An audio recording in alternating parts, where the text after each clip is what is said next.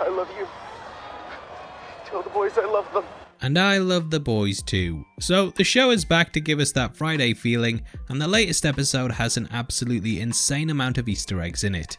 Throughout this video we're going to be going through the entire thing and breaking it all down, so if you want to know the ins and outs as well as our theories, then this is the video for you. Obviously there will be heavy spoilers here, so if you haven't had a chance to check out the latest entry yet, then I highly recommend that you turn off now. We will be covering some of the plot points from the comics, so it's probably best to just dive out the video if you feel like something could be ruined. If you're still here, thank you for clicking this. As always, this is the Heavy Spoilers Show. I'm your host Paul. Now let's get into the boys. Okay, so we open 8 years ago with Frenchy in his apartment with his friends Cherie and Jay. Cherie has been popping in and out throughout the season, and we learn why they sort of have a strained relationship, as Frenchy has to basically choose between his duty or his friends at one point. We see Frenchy develop a Xanax-filled gas canister, which he uses to rob a bank with, and not long after he's picked up by the CIA, namely Colonel Mallory. In this episode, we start to learn minor elements about her past and get more information on the death of her grandchildren, which happened at the hands of Lamplighter. In the first season, we discover that this made her move to the country, and the character comes face to face with him at the end of the episode, which we'll get into in just a bit. We then jump to the present, where Frenchy is cutting out the tracking device from Annie's neck. I kinda got a lot of Suicide Squad vibes from this, and with it removed, she's now able to go incognito. There's a hilarious running gag throughout the entry in which Ashley keeps asking where she is, and this being taken out of her allows her to go to the Sage Grove Hospital, which is a medical facility designed specifically for fine-tuning Compound V. What you really care about though is the two lovebirds and how we left them last time. The first time we see Homelander and Stormfront, they're apprehending a criminal in a back alley. They end up crushing his skull, and I love how they complain about cell phones stopping them doing their job. Last week, Homelander was of course caught on camera killing an innocent bystander, and this ruined his reputation. He clearly doesn't care about it though, and he's happy just continuing how he has been. Stormfront and Homelander get it on, and even smear their victim's blood in their mouth as they kiss. I actually think that this is a minor nod to the comics in which Hughie went down on Annie at one point and ended up getting blood around his mouth. Maybe that's a reach. Anyway, throughout, Stormfront and Homelander really develop their relationship, and we actually finally learn the truth about her. For weeks now, we've been theorizing that she was created in Germany by Frederick Vought after he experimented on humans. We initially thought that her mother might have been a Jewish civilian that was taken into one of the camps. However, we discover that Stormfront was actually married to Vought and that she was in deep with the German forces. In the comics, Vought was their top scientist, and he created Compound V with Vogelbaum. During the war they defected and fled to America, which is where they continued their work. Stormfront was actually the first person to ever successfully take to V, and after arriving in the US, she started to masquerade as the hero Liberty before going into hiding because of the murder that she carried out in the 70s. I always kinda wondered why Liberty was allowed to lie low and then return years later, but it becomes clear that due to her marriage to Vought, that she could pretty much do whatever she wanted to. The villains in this world either tend to have superpowers or corporate ones, but with Stormfront having both, she's definitely not someone to be reckoned with. It seems that in her time out of the spotlight, she raised a daughter named Chloe, which is the woman that we saw in the photograph last week. I was so glad that came true because we finally got a theory right. There were certain clues that gave away her German descent, such as the name Adele, which is actually German, and I think this might be Stormfront's real name. I was not expecting it to go this deep though, and it gets pretty crazy just how embedded she was with Vought and the Reich. We learn that Stormfront has been running the Sage Grove Hospital in order to refine Compound V so that she can build an army of supermen. Through this subsidiary of Vought, I believe that she wants to make it seem that the super terrorist threat is so severe that the public will willingly hand over power to her and the Seven. This will allow her to take over the world, and thus she can remake it in her image. Hitler of course wanted to create his own master race, and I actually have a theory that Stormfront wishes to do the same thing with her and Homelander's child. Homelander is a blonde-haired, blue-eyed Superman, and his Aryan features would be highly desired by Stormfront, who would have been brought up to believe that this was the height of humanity. I think that her end goal is to become pregnant with his kid so that she has a new super weapon that embodies her beliefs.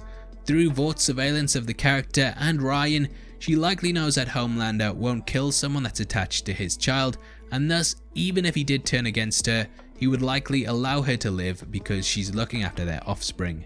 This is of course similar to Becca, and I think that there are little clues here and there that tease how everything's gonna go. It's the only reason I can think why she would let him almost choke her and still continue to get close to him, but yeah, love does work in mysterious ways. Now we also learn that when V is injected into infants, it often works, but when it's injected into adults, it's pretty much pot luck. Stormfront wants to stabilize it so that anytime you inject it into an adult, you get a solid result, and I think this teases two things. Now in the comics, the boys themselves used V to fight the Supes, and it is likely that the further we get into the series, they will be calling upon this to aid them in their fight. Secondly, it also explains why Stormfront doesn't age. As we know, Homelander was injected as a baby, and he aged normally. However, Stormfront has remained at the same age, and it is possible that, because she was injected with it as an adult, she has not grown at all. Those are our main theories anyway, so make sure you drop them below if you have any others. Now thematically, this episode is about the past, and the secrets of it being brought to the forefront. This is not only shown in Stormfront, but also Frenchy, Lamplighter, and most of the major characters in the entry. There's a hilarious bit when Homelander wants to show Stormfront some flowers that he's brought for her, but she says she has to go to Vought Tower for 20 minutes. It lasts far longer and he gets tired of waiting and sets the trailer alight, which, at least he didn't crush anyone's head this time I suppose. Now, he once more becomes my favourite character, and watching him say that he needs to practice lines with Black Noir is extra hilarious to me, especially because we know that the character's a mute. And he sees the boys' lair for the first time, and she doesn't exactly get the warmest of welcomes from Billy, who has to tackle with the fact that she's a Supe, something that he's come to hate over the past decade. Also, Starlight, don't you just light up a room? Nice pun there. Now, Billy even puts her in his scopes at one point, and I think that him being accepting of Annie in this episode does tease that down the line he might be more open to working with the Supes to take down the corporation. Hughie also wears a Billy Joel t-shirt with his album cover from The Stranger on it. I think there's been a Joel Easter egg in almost every episode so far, and it's nice that they keep up the tradition with this little nod. After learning about the hospital last week, Annie gives the boys a location and they investigate it to find out what's going on. We cut to Maeve, and I love how they've already made a Brave Maeve Pride bar. I think this is really speaking to how corporations and politicians will proudly support rainbow flags on their apps and profile pictures in order to make it seem like they support the gay community, but then they'll turn around and vote down their right to marriage. It's virtual signaling at its finest, and Maeve just seems completely deflated. However, a ray of hope comes in with the Deep, who, through some halibut, has found a camera that was on board the plane from the first season.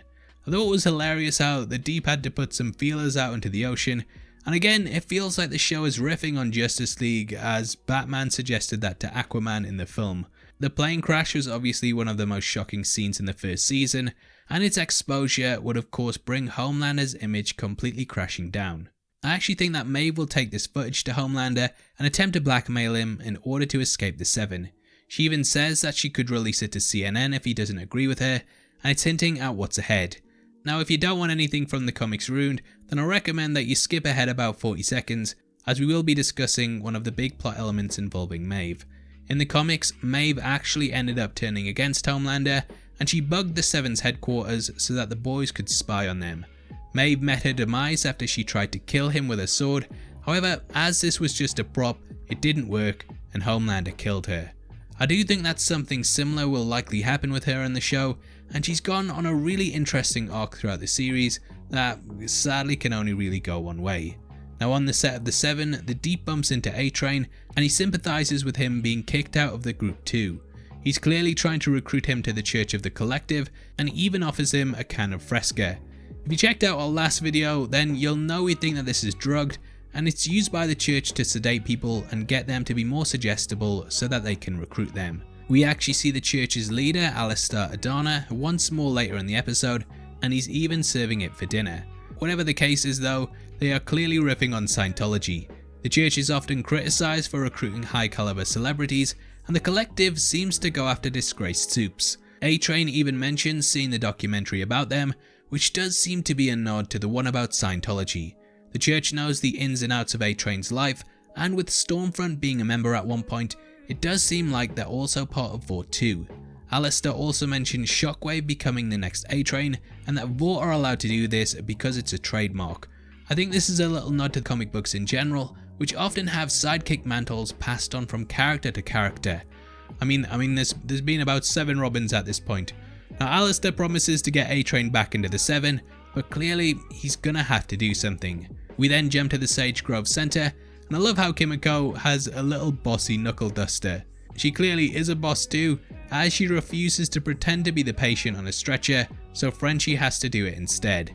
The hospital is absolutely packed with Easter eggs, and there are a couple of patients in it that pull directly from the comics. Now firstly is Love Sausage, and Mother's Milk actually calls him this, and in the source material, that's also the guy's moniker. The Russian soup first appears in the first volume of the comics, and he gets his name for his well, you know what it is. Now, he even chokes Mother's Milk out at one point, and I bet it's not the first person to have choked on that one either. You're having that? There's also a miniature character that could be riffing on Ant-Man as well, and I don't know if it's just the bad picture quality that I had, but I think his skin actually made him look a lot like Jack from Jupiter, but yeah, let me know if I'm wrong. I'll have rewatched the episode by now properly, but yeah, these early screeners they send you 480p most of the time. Now, it's here that they see Lamplighter for the first time, and he's a far cry from the comics. In the original work, the first time that we encounter him, he's actually a zombie. Turns out that Compound V fires up your brain even in death, and after a soup is killed, Vought tend to still use them for PR to make it seem like they're okay before fully retiring them. Landlighter is someone that's gone through this process, and he's unveiled in a pretty horrendous state, crawling around in his own feces and mumbling about his fire. It's really messed up, and who knows, they might even end up going the same way with this version down the line. I did actually think that he might be a patient, but it turns out that he's just one of the staff. He also has no qualms about killing those that come in, and we learn that one of the patients was suicidal, so it does seem that Vought has set this up as a psychiatric hospital in order to get access to subjects. The casting of Shawn Ashmore is inspired, as he was of course Iceman in the X-Men movies, but they've kind of switched it up here to make him more in line with Pyro. Frenchy and co stuff the stretcher with hard drives, but when Frenchy and Lamplighter come face to face, things go to hell with the patients being set free. I don't know why Cindy just didn't crush the door and escape anyway, but she's clearly going to become a wild card at some point in the series. Now, due to the devastation that Cindy leaves behind, I think it becomes clear that she was the character that killed Raina. She explodes several heads, and it's likely that Stormfront has been sedating her and then bringing her out for missions. She's completely overpowered, and it looks like she's going to easily take out anyone that she comes across. To make matters worse, one of the escaped patients comes across Billy and Co outside, and he freaks out, badly injuring Hughie. This leaves Frenchy, Mother's Milk and Kimiko caught out with no cover, and they have to navigate through the hospital. Lamplighter and the group end up working together in this entry, and we also learn about his and Frenchy's shared past.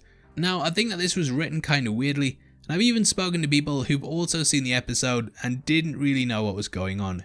It's a bit difficult to follow at first, but the way that I took it was that the CIA had blackmail material on Lamplighter that they would release to the public unless he helped them spy on Vought.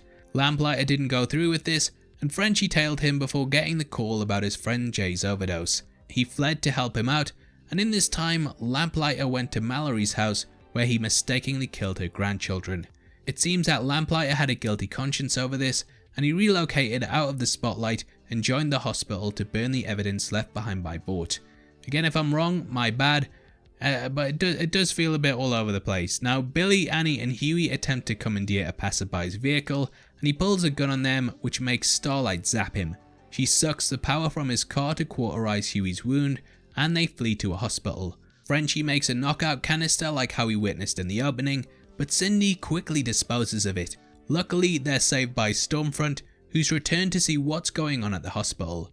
They sneak out, and Frenchy apologizes to Kimiko for trying to save her, even though she never asked for it. It's good to see them actually on speaking terms again. Well, not speaking terms, but you know what we mean. And Mallory arrives to see Lamplighter. Now clearly, they're gonna be using him to spy on the Seven, like how he should have done in the first place. Our first look at the character and the marketing material for the show showed him at the Seven's headquarters, so it does look like he will be going back there and collecting intel on them. In the comics, we learn that Mallory actually shot Lamplighter before the events of the first graphic novel, and this is the person who left him in a zombie-like state. I love that they kind of tease that here, but I do think they're going in a different direction. I think it's going to be great that they've got another soup in their ranks, and it's really going to be interesting to see whether they make his character follow the comics or not. At Stormfront's room, we also see that there's scaffolding in, after she and Homelander completely wrecked it last week, and it's here that she reveals the truth about her past. She offers Homelander the position of being leader of her new world, though as I said, I think something else will be going on here. The episode ends with Cindy hitchhiking, and she gets into a car. Now what could be happening next week? Well, with Cindy's release, it also brings exposure to what Vought have been doing. She pretty much represents their dirty little secret, and her getting out blows everything out in the open. To make matters worse, she's also extremely powerful, and though Stormfront has attacked her, she survived, showing that the most powerful soup in the Seven still has difficulty taking her down. I actually think that she's heading to Vought right now, and will be trying to take the company out. However, the Seven will win, and such a large scale attack will give them the ability to promote the supervillain problem even more. Stormfront will be able to state that they really need to bring in more soups to protect the public, and this attack will enable her to slowly start to build her army. Anyway, that closes out the episode, and as always, I'd love to hear your thoughts on it, so comment below and let me know. If you enjoyed this video, then please drop a thumbs up, and make sure you check out our other breakdowns on the series, which are going to be linked at the end. Don't forget, we're also giving away a free copy of the Christopher Nolan collection, and all you have to do to be in with a chance of winning is like the video, subscribe to the channel, and drop a bloody comment below. The winner's going to be chosen at random on September the 30th, so make sure you get involved. If you want to support the channel and get to see content early, then please consider clicking the join button below. You can also come chat to us on our Discord server, linked in the description, or heavy spoilers on Twitter. Thanks for making it until the end of the video. You've been the best, I've been Definition, and I'll see you next time. Take care, peace.